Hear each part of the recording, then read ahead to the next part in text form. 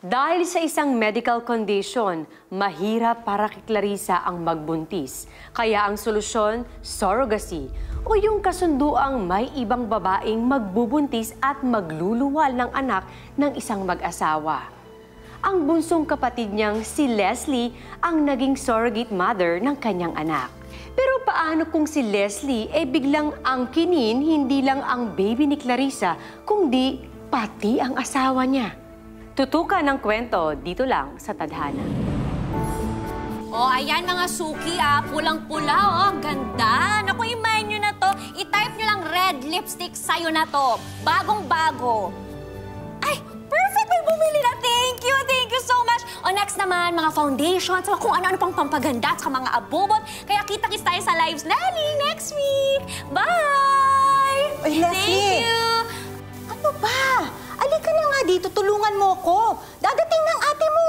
Alika na at naghahanda tayo dito. Tinapos ko lang naman yung trabaho ko. Sinabi ko naman kasi sa'yo na huwag ka nang magtrabaho ngayon, no? Dahil dadating ang ate mo. Nay, alam no, kung importante yung uwi ni ate, importante din naman tong ginagawa kong trabaho. At saka, di ba, kakasabi na lang nung isang araw na uuwi siya, hindi naman tayo required magpa-fiesta. Well, sa bagay, pagdating nga pala kay ate, iba ka. Kasi nga, paborito mo siya. Ayan ka na naman, ha? Inuumpisahan mo na naman ako. Tigilan mo ko, ha? Totoo naman, Paminsan-minsan lang uuwi ang ate mo. Nay, Leslie? Ate! Namiss kita!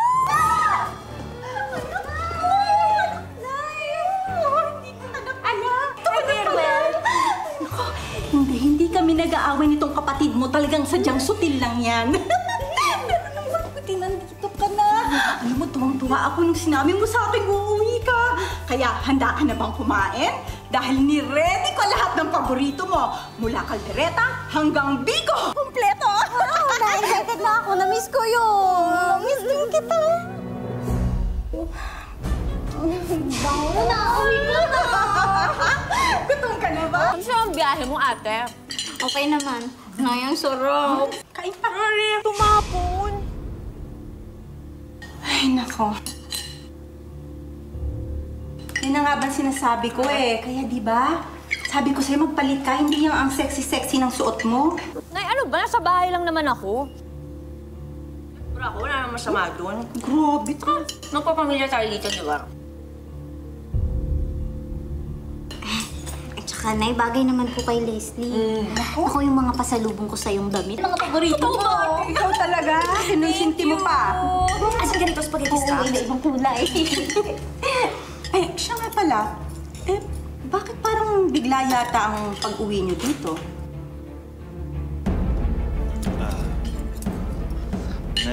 Kasi gusto naming subukan ni Clarissa yung surrogacy. Kaya kami biglang napauwi. Saka, Nay, gusto ko rin pong makausap ng personal si Leslie. Kung papayag po siya na maging surrogate mother ng magiging anak namin ni Roel.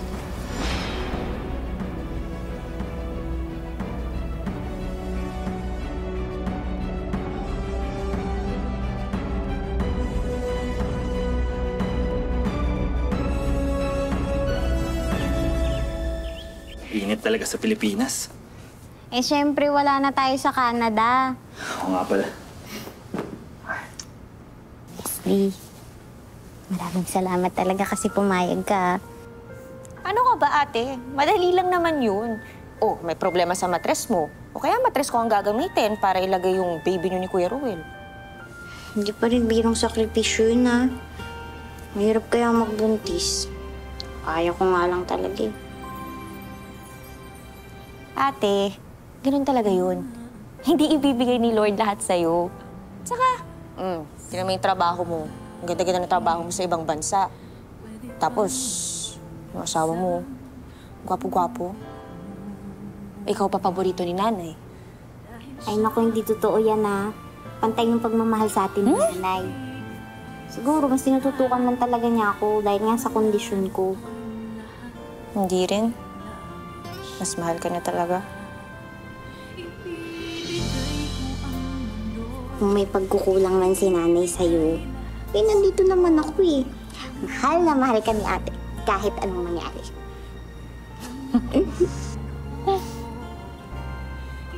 Ito nga, oh. Ayan, binili ko yan sa Canada. Para terno tayo. Aww. Ate naman eh. Kakabit ko sa'yo. Ganda. Thank you, ate. You're welcome.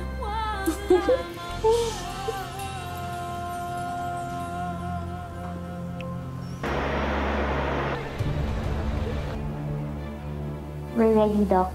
My sister will be the surrogate mother. She'll be here in Canada. Okay. This process is what we call the gestational surrogacy. First, we will create an embryo using an egg and sperm from the mother and the father.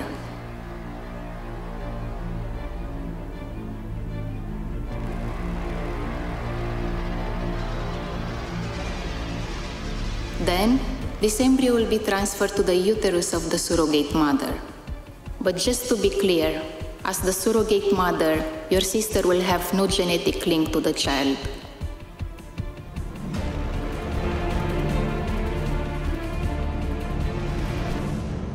Baby, nandito si Mami. Naririnig mo ba ako? Ito naman si ate, masyadong excited. Wala pa. Maliit na maliit pa lang yung ganyan pala yung wala pang naririnig yan. Hindi pa yan buo. Ha? Ba? Kapag alala na, dating din yung panahon, maririnig ka niya. Sabi nga pala ni Doc Kelly, malaki pa rin ang posibilidad na malaglag yung bata. Kaya kailangan magdoble ingat sa pag-uwi sa Pilipinas. Love, samahan ko na lang kaya muna yung kapatid ko pa uwi sa Pilipinas para mas matutukan yung baby natin. Love, pro-promotion ka na next month para maging manager. Sayang naman yun. Kung gusto mo, ako na lang ang sasama kay Leslie. Oo nga, ate. Umuwi ka na lang bago ko ipanganak tong baby niyo. Promise, aalagaan namin ni Kuya Ruel to.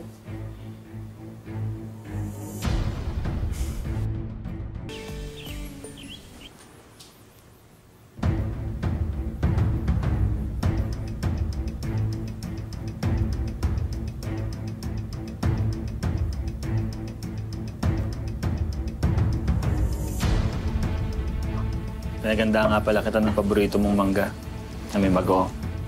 Salamat, ah. Sarap pala ng may asawa. Sayang 9 months lang to. Ano yun? Wala.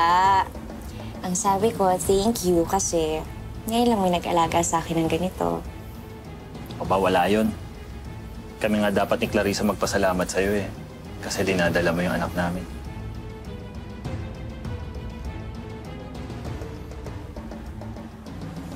Oh, teka, okay ka lang? Upo ka man. Nahilo lang ako kapag tumatayo. Saka medyo nangihina rin ako. Okay lang ba na subuan mo na lang ako?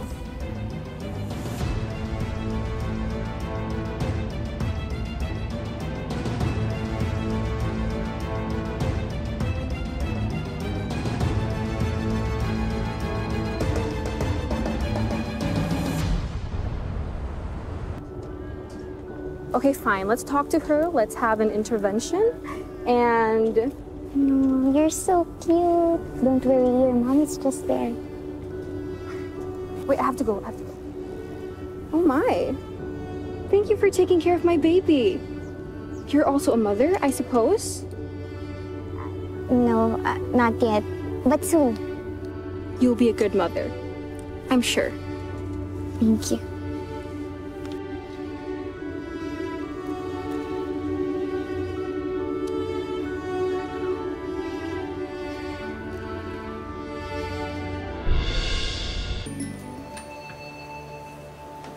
Nice na yung ulan.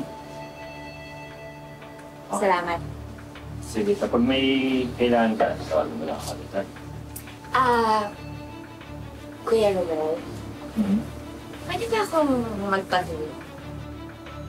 Hindi kasi ako nakakatulog ng may bro.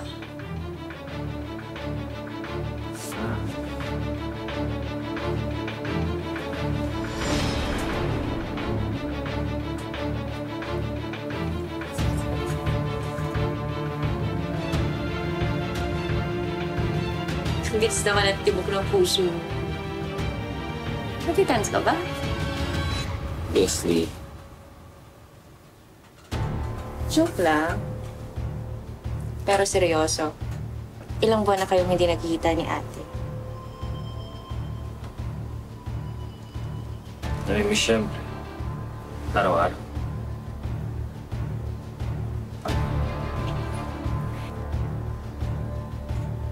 Kung nalulungkot ka naman, nandito naman ako eh.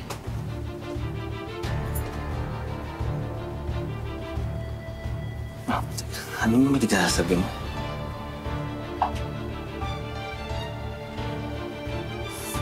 Akala mo hindi ko napapansin yung mga tingin mo sa akin dati pa. Alam kong matagal mo na akong kursanada.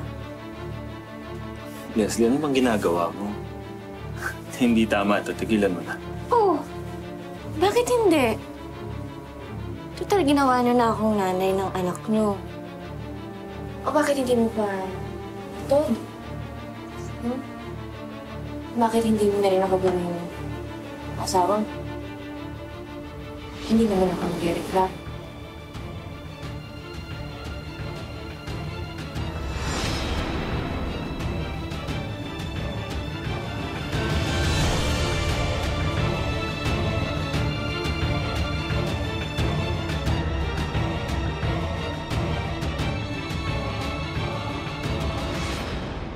Asan ang Kuya Roel mo? Naghanap po ng penoy, Nay. Naglilihi ho kasi ako eh. Parang araw-araw na lang may pinabibili ka sa Kuya Roel mo. Mukhang masyado ka yatang nag-i-enjoy sa atensyon na binibigay niya sa'yo. Nay, diretsuhin niyo na nga ako. Ano bang gusto niyo sabihin? Ang sinasabi ko lang sa'yo, na si Kuya Roel mo ay asawa ng kapatid mo. Leslie, anak kita kaya kilala kita at babae din ako. Sinasabi niyo ba, Nay, na may gusto ko kay Roel? Hindi naman ako nagsabi niyan. Ikaw. Ayan ka na naman eh. Pero sa bagay, magugulat pa ba ako kung pinag-iisipan mo ko ng masama? May bago ba dun? Eh kahit naman anong gawin ko, may mali sa mata mo, di ba? Ano?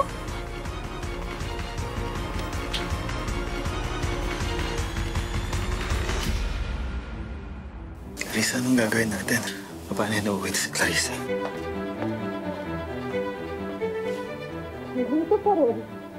Si nanay nga hindi tayo nahuli. Si ate pa kaya.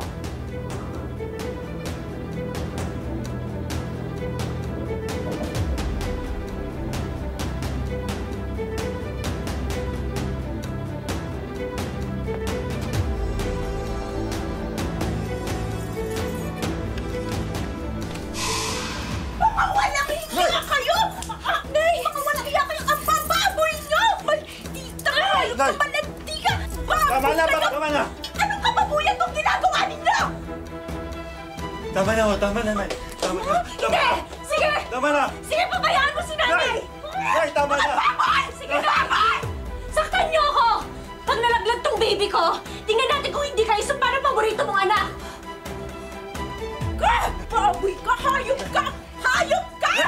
Tama na! Leslie, tama na! Mamaya umapano pa yung bata eh! Ikaw?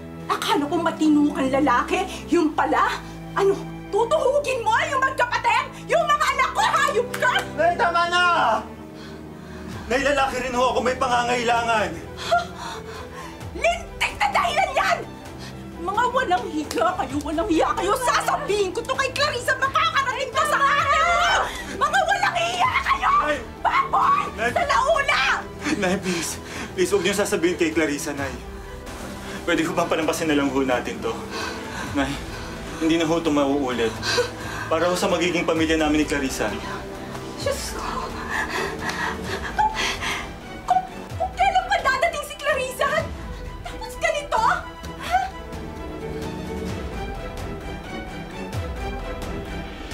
Dahil sa inggit, si Leslie tuluyan ang naging kabit. Mahuli kaya sila ni Clarissa ngayong uuwi na ito ng Pilipinas?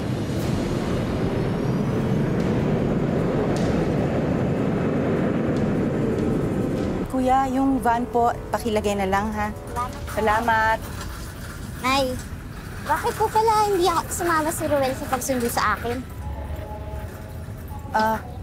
Kasi nahilo si Leslie kanina, kaya sinamahan na lang niya. So, si Ruel talaga. Hindi pa man din lumalabas yung baby namin, sobra nang maalaga. Nay, mas lalo tuloy ako na-excite kasi konting panahon na lang kung makakasama na namin yung anak namin ni Ruel. Alam mo, Nay, may naisip na akong pangalan. Jessica.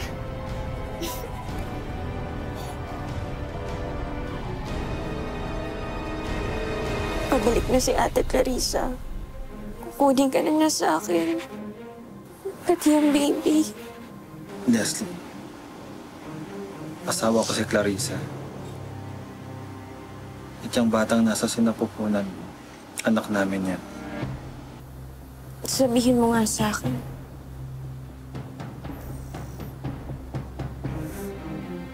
Mahal mo ba ako? Hindi ko alam kung anong gagawin ka.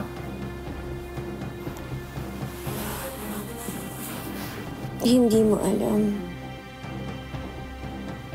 Kasi mas mahal mo na ako kaysa sa ate ko.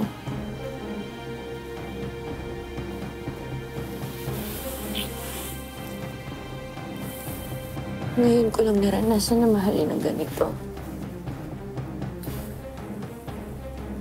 Ayokong mawala ka sa akin. Pati yung baby na to. Ako ang nagdala sa kanya. Ako ang naghirap sa kanya. Pati itong baby, hindi ko kayang mawala sa akin. Ayoko nang bumalik sa dati kong buhay. Leslie! Ang dami kong pasalubong sa'yo. Nandito na yung cellphone na gusto mo. Love? Nay, nasaan po yung kapatid ko tsaka yung asawa ko? Ba't po wala yung mga gamit nila dito? Awain mo. Nay, bakit? Ang kapatid mo at ang asawa ko. Hindi ko lang alam kung paano ko sasabihin sa'yo. Patawarin mo ko, anak. Patawarin mo ko. Patawarin mo ko. Hindi ko alam kung patawarin mo ko. Patawarin mo ko, Clarissa.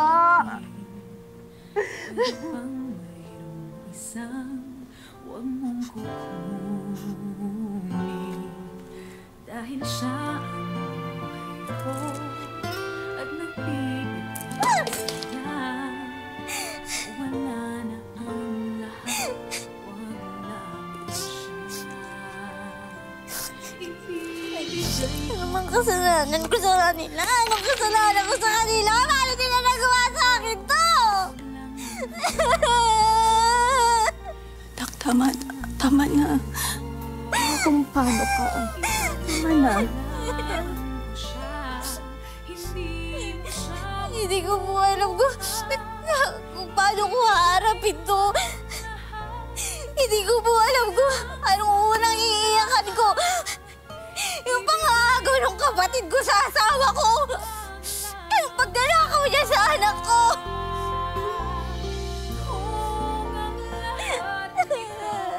Nag-alala, anak. Napangako ng nanay sa'yo. Hahanapin natin sila. Ibabalik ko ang apo ko.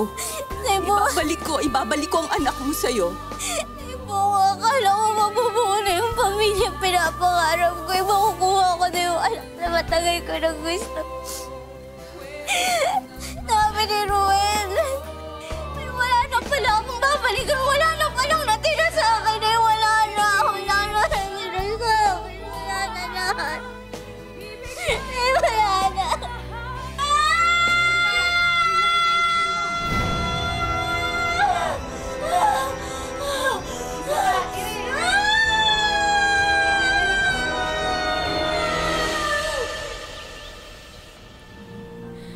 pwede bang mayroong isang Hindi ka na naman kumain.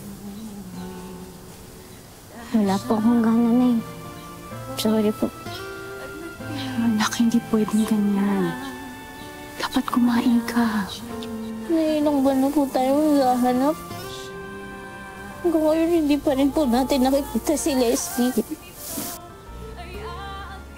Para po kung hindi ko na pala mababawi yung anak ko. Anak, hindi ka pwedeng ganyan. Kailangan magpalakas ka. Lumaban ka. Lalaban tayo. At kailangan maniwala ka na mahahanap mo ulit ang anak mo. Maibabalik natin ang apo ko. Kailangan mo maniwala doon. Minda! Clarissa! Oh, Taroy. Minda, Clarissa, alam niyo na ba ang chismis galing kay Tess? Ano? Na may nakakita na daw kay Rowel at Leslie. Ha? Saan ho?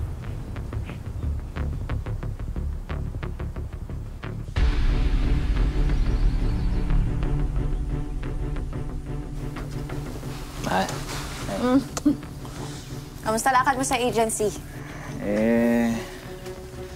Pabalik na lang ako sa susunod na linggo. Hindi man ako makabalik dun sa dati naming cafe ni Clarissa kasi manager na daw siya dun eh. Hayaan mo na. Marami pa naman trabaho dyan eh. Makakaraos din tayo. O sige na, pumasok ka na. Nagluto ako.